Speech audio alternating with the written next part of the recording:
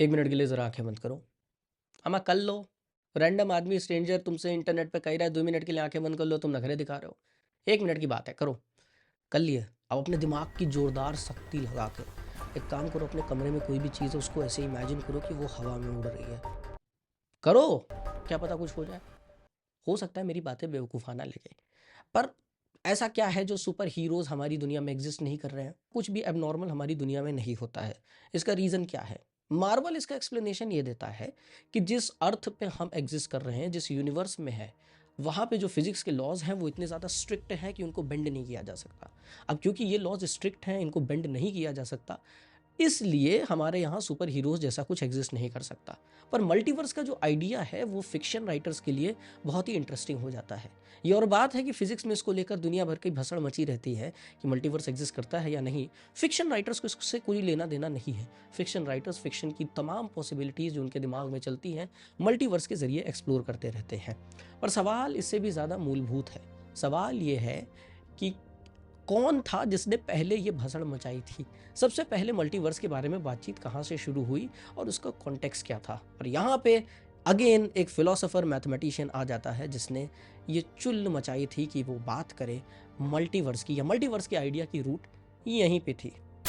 तो कहानी शुरू होती है लाइबनिज से। लाइबनिज भाई साहब कमाल के मैथमेटिशियन थे, बढ़िया बढ़िया मशीन बनाए बैठे हैं। कैलकुलस के फाउंडर के रूप में भाई साहब की मार कुटाई हो रखी है न्यूटन के साथ कि भैया हम कैलकुलस लेके आए हैं।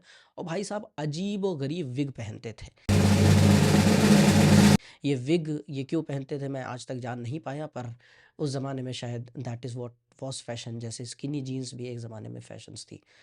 सो लाइबनिज भाई साहब ने गॉड में यकीन कर रखा था। उनका मानना था कि गॉड एग्जिस्ट करते हैं, और क्योंकि गॉड एग्जिस्ट करते हैं, गॉड के एग्जिस्टेंस को प्रूव करना था, इसलिए उन्हें एक बहुत बड़े प्रॉब्लम के साथ भी डील करना था।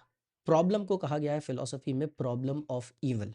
प्रॉब्लम ऑफ ईवल ये कहता है कि अगर गॉड एग्जिस्ट करता है और गॉड बहुत ही खूबसूरत, बेनेवलेंट और सब कुछ जानने वाला व्यक्ति है, तो किसी भी तरह की सफरिंग हमारी दुनिया में क्यों एग्जिस्ट कर रही है? जैसे वॉर चल रहे हैं, जैसे तुम्हारी ज़िंदगी में कोई बैडी नहीं है, अजीब चीज़ें हो रही हैं जो कि केवल और केवल पेन और मिजरी लेके आ रहे हैं। लाइबनिज़ ये कहते हैं कि भले हम इतने इंटेलिजेंट नहीं हैं कि गॉड के दिमाग को समझ सके, पर सिंपल सी चीज़ ये है कि गॉड ने ये जो दुनिया बनाई है, ये बेस्ट पॉसिबल वर्ड्स में बेस्ट दुनिया है। हाँ, ठीक सुन रहे हैं आप। आप जितनी भी पॉसिबिलिटीज़ में सोच सकते हैं, वो सारी पॉसिबिलिटीज़ को वे इन करके गॉड ने ये दुनिया रची है। एंड दिस वर्ड, या यही वर्ड जहाँ पे मेरी ज़िंदगी में बैडी नहीं है, तुम्हारी ज़िंदगी में बैडी नहीं है, किसी की ज़िंदगी में डैडी नहीं है, ये बेस्ट पॉसिबल वर्ड है और इसमें हम जी रहे हैं। लाइबनिज़ की इस बात को लेकर कई बार मज़ाक भी उड़ा। जैसे वोल्टेयर ने एक किताब लिखी जिसमें उन्होंने कैरेक्टर का पूरा का पूरा ढांचा इस फ्रेमवर्क के अराउंड रख दिया कि वो कैरेक्टर सिर्फ और सिर्फ आसपास की मिजरी के बीच में कहता रहता था सब अच्छा है, सब अच्छा है, और आसपास सब कुछ फॉल अपार्ट कर रहा था। लाइबनिस को ये सारी चीज़ें इसलिए करनी पड़ी क्योंकि लाइबनिस का स्ट्रिक्ट यकीन था गॉड में। अब हम बात करते हैं what exactly is possible world according to लाइबनिस।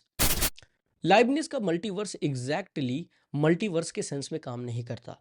इसको पॉसिबल वर्ड के टर्म में लाइबनिस कंपेयर करते हैं। सो बेसिकली आप अगर मल्टीवर्स को देखें तो ये कह दिया जाता है कई बार कि आपने जितनी बार जितने तरह के डिसीजन लिए हैं उस से एक नई ब्रांच ऑफ यूनिवर्स निकल सकती है, वगैरह वगैरह। ये फिक्शनल आइडिया है, पर आप इसको समझ सकते हैं। तो फॉर इंस्टेंस अगर आज सुबह मैं 5 बजे उठा होता तो एक और यूनिवर्स होता, आज मैं 12 बजे सो के उठा होता तो एक और यूनिवर्स होता। ये मल्टीवर्स की एक बहुत ही रूडिमेंट्री डेफिनेशन है जो हमारे सामने आती है। लाइबनिस इसके साथ नहीं जाते, since he is one of the first people जो इस बारे में बात कर रहे हैं। उनका ये मानना था कि पॉसिबल वर्ड केवल उस चीज़ को कहेंगे जहाँ पे इंटरनल कॉन्ट्रडिक्शंस एग्जिस्ट ना करें।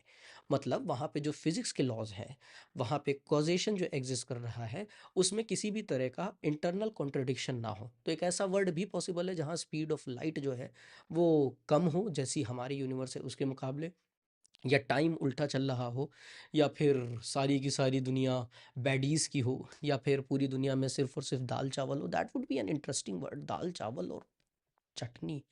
Interesting word to exist in. So ऐसे अजीब अजीब वर्ड एग्जिस्ट कर सकते हैं अनटिल एंड अनलेस वहां पे फिजिक्स के लॉज में कॉन्ट्रडिक्शन ना हो। अब लाइबनिज ये कहते हैं कि ईश्वर ने, भगवान ने इन सभी पॉसिबल वर्ड को पहले तौला है अपने जहन में, कंपेयर किया है इन सभी पॉसिबिलिटीज को, उसके बाद हमारे सामने इस वर्ड को लेके आए हैं। इसलिए तुम लोग ग्रेटफुल हो जाओ कि तुम बेस्ट पॉसिबल वर्ल्ड में एग्जिस्ट कर रहे हो। मल्टीवर्स को लेकर एक अनकंफर्टेबल ट्रुथ भी है। तुम जितना ज़्यादा इन यूनिवर्स के बारे में सोचोगे, उतना ज़्यादा ये ब्रेक करते हुए नज़र आएंगे। क्योंकि अगर इन्फिनाइट यूनिवर्स एग्जिस्ट कर रहे हैं तो उनके अंदर इन्फिनाइट लॉज एग्जिस्ट कर रहे होंगे। उन लॉज को गवर्न करने से पहले तुम्हें मेटा रूल्स चाहिए जिनको तुम समझ सको। उनको गवर्न करने के लिए फिजिक्स के ऊपर के लॉज चाहिए। तो 75 तरह का भसड़ चल रहा है। बात यह है कि अगर हमारे पास बहुत सारे मेटा रूल्स होंगे तो हमारे पास मेटा मेटा रूल्स होंगे, और अगर हमारे पास मेटा मेटा रूल्स होंगे तो हमारे पास मेटा मेटा मेटा रूल्स होंगे। और इसके चक्कर में क्या होगा कि आप जितना ज़्यादा इन यूनिवर्स के बारे में और इस पॉसिबल वर्ल्ड के फ्रेमवर्क के बारे में सोचने की कोशिश करेंगे, उतना ज़्यादा आप मेस्ड अप फील करेंगे और कॉन्ट्रडिक्शंस पाते जाएंगे। सो लाइबनिज ने ये प्रॉब्लम पॉसिबल वर्ल्ड में कैसे इग्नोर की? लाइबनिज ने गॉड को प्लेस कर दिया। मैं और तुम लिमिटेड बींग्स हैं, हमारे पास लिमिटेड नॉलेज है। गॉड एक ऑल नोइंग बीइंग है, उसके पास सब कुछ जानने का फ्रेमवर्क है। So while weighing all the possible words, God in Meta Meta frameworks को भी एनालाइज करके हर पॉसिबल सिनेरियो से देख के आपको इस दुनिया में, इस यूनिवर्स में लेके आया है। सो गॉड अभी के टाइम के मेटावर्स की प्रॉब्लम को एक तरह से सॉल्व कर देता है। इफ़ नॉट सॉल्व कर देता, एटलीस्ट एक एक्सप्लेनेशन दे देता है, एक स्कैफ होल्डिंग दे देता है, जिसकी वजह से वो बिखरती नहीं है। But still problem of evil का एक अच्छा काउंटर लाइबनिज के यहाँ इन सारी भसड़ के बावजूद नहीं आ पाता है। लाइबनिज गॉड को नेसेसरी बीइंग की तरह रखने की कोशिश करते हैं।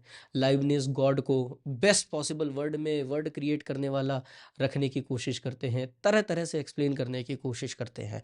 पर जो प्रॉब्लम ऑफ ईविल है वो स्टिल इंटैक्ट की इंटैक्ट रहती है। लाइबनिज उसके साथ बेहतर तरीके से डील नहीं कर पाते हैं।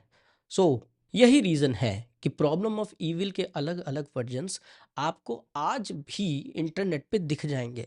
जैसे आपको याद होगा जब विमान हादसा हुआ था, उसके बाद किसी रिपोर्टर ने कहा कि लोग की जान चली गई मगर भगवत गीता बच गई। जिसके बाद सवाल उठने शुरू हो गए, ये कैसा भगवान है जो लोगों की जान जाना कबूल कर लेता है पर अपनी किताब बचाना चाहता है। और फिर अलग अलग तरह की मिजरीज को कॉल आउट करना शुरू कर दिया गया।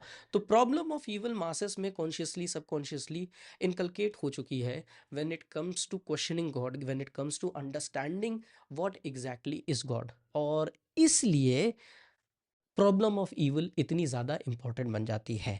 प्रॉब्लम ऑफ ईविल को ही सॉर्ट आउट करने के लिए लाइबनिज भाई साहब ने हमारे सामने पॉसिबल वर्ड जैसी भसड़ मचाई। But instead of solving that problem we are still stuck at that problem. मेरा मानना यह है कि क्लासिकल नोशन ऑफ गॉड जितने भी है, अगर हम उनके साथ बढ़ेंगे तो प्रॉब्लम ऑफ ईविल को काउंटर करना, टैकल करना आसान नहीं होगा। बाकी आप अपने विचार कमेंट सेक्शन में ऑफ कोर्स बता सकते हैं। आप मुझे गालियाँ भी लिख सकते हैं, जो कि आप में से 2-4 लोगों की हॉबी बन चुकी है। आई डोंट माइंड, बस तुम खुश रहो, क्योंकि इस बेस्ट पॉसिबल वर्ल्ड में आप खुश रह लो, यही बहुत है।